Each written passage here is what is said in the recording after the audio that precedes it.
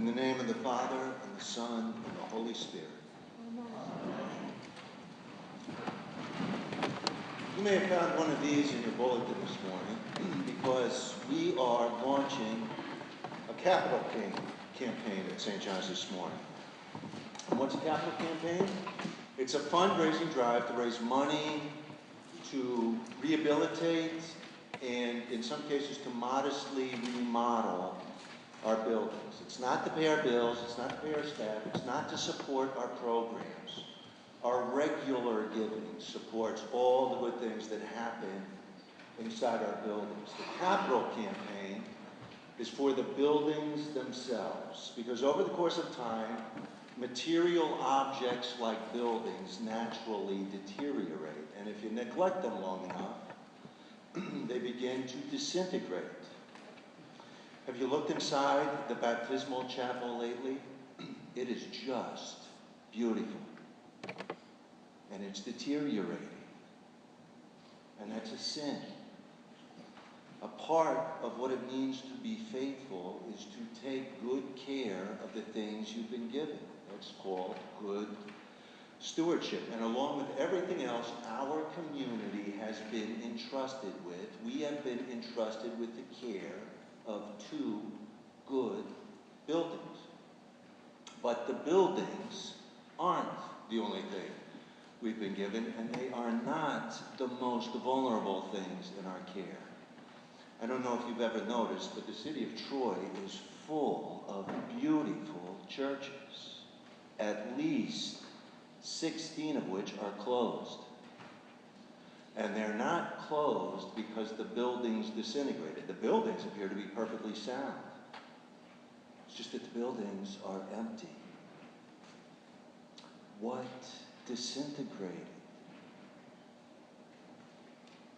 The object in our care which is most vulnerable to disintegration is not our chapel.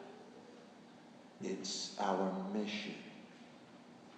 Our mission is the most important thing our church has, and it is the easiest thing to lose because it's the hardest thing to maintain. It is much more expensive to maintain a mission than it is to maintain a building. Mission demands money, time, energy, commitment, constant attention, sacrifice, prayer, faith, hope, and love. And lots of it. And what does it give back to us? Life. And lots of it. The life of our church is our mission. It's our mission, not our buildings, that makes us a church. And what is our mission? To love God and to love our neighbors. That's what makes us us. That's what keeps us from disintegrating. That's what keeps us fully integrated with God, with each other, and with the world outside our door. The buildings are superfluous. You don't need a building to love God. You don't need a building to love your neighbor. For the first 3 centuries, the church had no buildings. For the first 3 centuries, the church was just a collection of communities that met in people's houses or in catacombs or in graveyards. And having no buildings didn't stop that church from growing and spreading and exploding in mission. As a matter of fact, having no buildings probably helped that church do its mission. Why are there so many empty buildings in Troy that used to be churches? Because buildings, especially the beautiful ones, have a way of suffocating mission. The building becomes a sanctuary in the worst sense of the word. It becomes the sacred space into which we withdraw from the world. And the 4 walls of the building box us off from the world, and they box the world out of our community, and then the building becomes this box in which we discreetly practice our faith. And the building becomes the box in which we keep God. It becomes the box in which we leave God until we come back to visit him again next Sunday. That's the spiritual effect of doing church in a building. The material effect is that the building demands money, time, energy, commitment, constant attention, and sacrifice. And it drains all those resources and all that attention directly away from mission.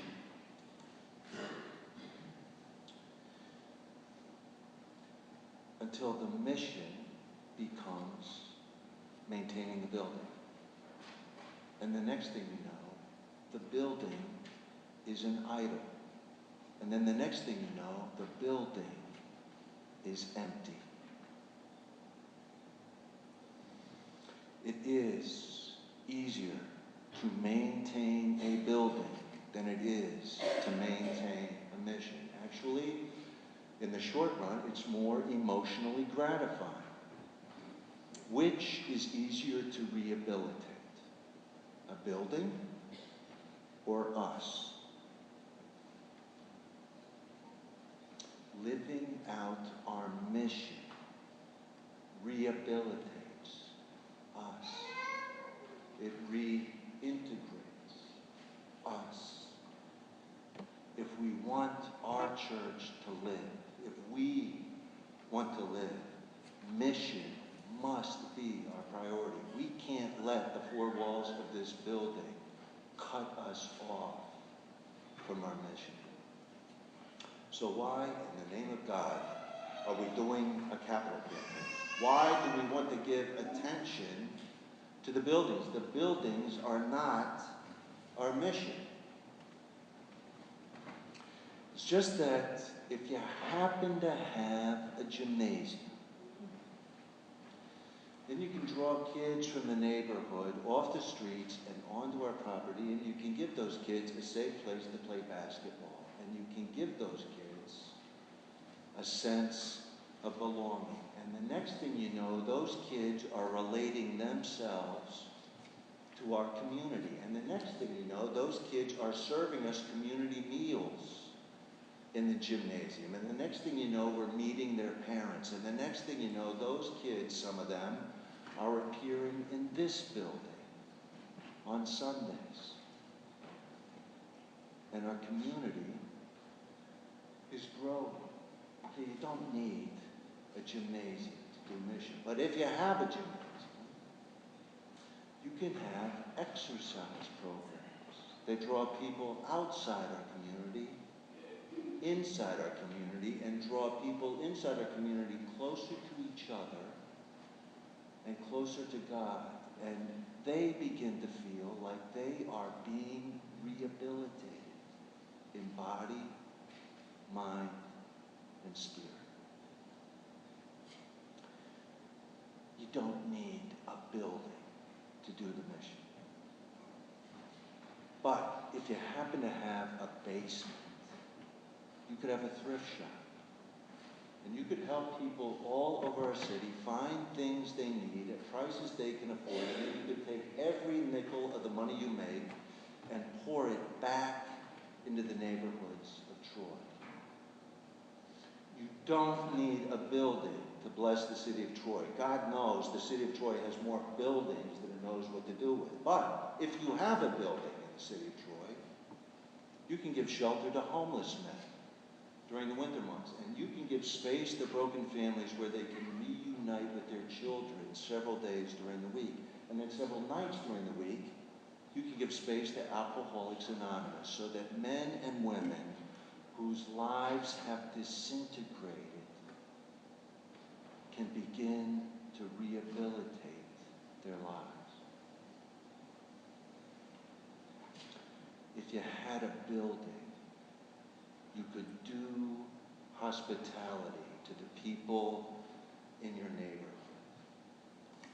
People who otherwise feel boxed out by the church, for some reason feel comfortable entering that building. And they've grown to feel comfortable breaking bread with us. And they have grown to feel comfortable sharing themselves with us. And at some point, we got comfortable sharing ourselves with them.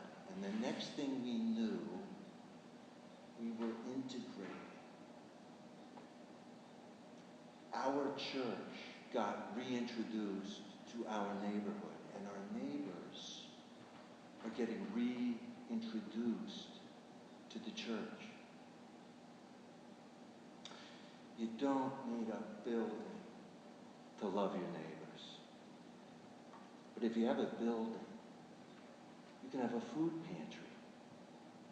And so that people all over our city know that there's a place in Troy they can go when they're in need. And the next thing they know, they find there's something in that building besides food. They find that there's a community in the building. And people who are personally interested in getting to know them, not as people with special needs, but as persons who are worth knowing.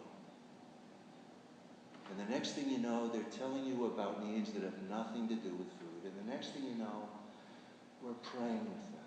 And there we are, loving our neighbors. And there we are, loving God in a building. I hope that we all know that you don't need a building to worship God. But there is something about walking into a building that is full of art and architecture carefully crafted to draw our attention to God. Something about walking into a space that's been set aside for prayer that helps us pray. A space that invites the act of kneeling, and a soaring ceiling that invites a sense of quiet humility and wonder and stillness, whose walls and windows are full of images of Jesus and of men and women and children who are gathered around him, that helps us remember who we are and why we're here and who it is that comes to meet us here. Whose windows let into these walls refuse the boxes in. The images in those windows remind us that we belong to a community that extends beyond these walls. You don't need a building to worship God. It's just that the building helps. You don't need a building to do our mission. It's just that God happens to be using our buildings to do his mission. And he's growing ours. Have you seen it? It's growing. Our buildings now demand our attention, but only because our mission demands our buildings. It's on that basis that we're having a capital campaign. It's on that basis that Angie and I have pledged that campaign. It's on that basis that I want us all to consider pledging to that campaign as we're able, as we feel called. It's not about the buildings. It's about all the good things that happen inside the building. Angie and I talk a lot about this church, and from our two pretty different perspectives about all the things we see growing here. Ministries multiplying, ministers emerging, different people stepping forward to lead and to serve and to give, not out of a sense of obligation, but out of a sense of calling, whose reward is joy. From our two pretty different perspectives, we see people growing here. We see our children growing here. We see our friends growing here, and we actually find ourselves growing here in this community, in the greenhouse of these buildings. What do you see in these buildings? Help us. Help us to neglect nothing